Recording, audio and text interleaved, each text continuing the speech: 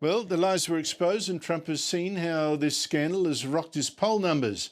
He rang Minnesota Governor Tim Walz, a Democrat, to talk peace, and it seems that they've agreed that Trump may remove some of the ICE agents, and Walz will stop a campaign of opposition to them. But the biggest sign of retreat is that Trump has sidelined Kristi Noem and appointed his border czar, Tom Homan, to take over in Minnesota instead. He says Homan will report directly to him, Trump, and not Noem, who I think seems destined for the sack. Joining me is Sean Spicer, Donald Trump's first White House spokesman. Sean Spicer, great to see you again. The shooting of Alex Pretti, that seems to me both a tragedy and a disaster for the White House, which has been, it's all been made worse by the lies that Kristi Noem told about it. It now seems that Donald Trump sees that too and is sidelining Noem. How bad is this? Well, there's a few things. It's not good. You're absolutely right. I mean, the idea of Americans waking up and seeing on their television screens for the second time in a couple of weeks an American being killed is not a great image. And the finger pointing, in this situation, just it doesn't help the White House. The idea of trying to figure out who to cast blame, and the individual themselves could be 100% wrong. It's just still not a good image of an American dying on a street. But there's a couple factors at play here. Number one, why is Minneapolis happening the way it is, but other cities aren't? And that's one of the questions that I think Caroline Leavitt addressed today at the White House briefing, but most people should ask, why is it the case that New Orleans or Memphis or Washington, D.C. aren't having the same problems? They're all run by Democrats as well. The difference is, yes, they are sanctuary cities to some degree, but they're also cooperating with ICE. Minneapolis has gone out of its way to say, we don't want to work with you. And that's created this additional tension, these additional problems, these additional loopholes for the federal officials going after the criminals. That being said, them coming out and sort of gaslighting the American people, as you noted with Kristi Noem, the way she did, is not helping create trust or accountability or understanding as to what the real goal is. And Trump sending out Tom Homan was absolutely the right move here. And let me just say why. When you look at Tom Homan, he is a man who President Obama gave our nation's highest award to. He is a recognized law enforcement man. He spent years as a beat cop in New York City and decades as a federal agent.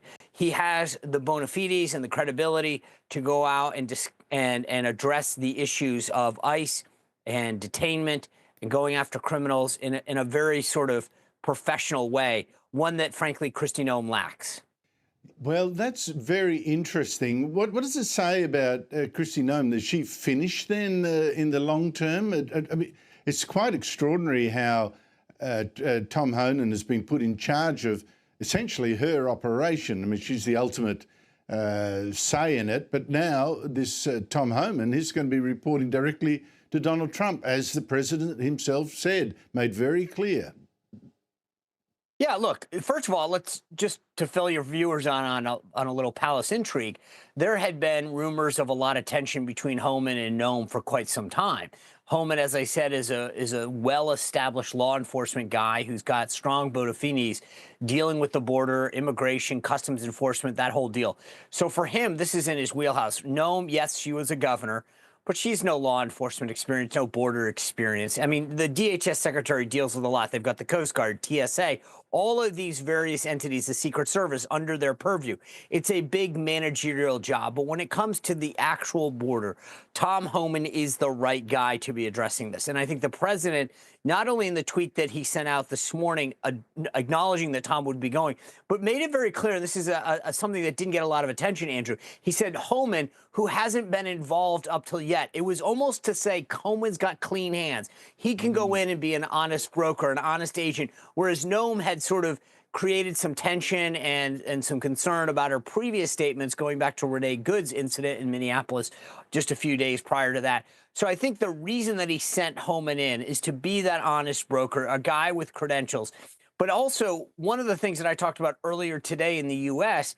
that was interesting to see the president deal with is making this deal. As I said at the outset, the reason that that ICE is having this situation is that law enforcement refuses to cooperate in Minneapolis. So if they know somebody's in their jail and is a criminal, they won't tell ICE. If they know that they get somebody wrapped up in an arrest and they're illegal, they won't tell ICE.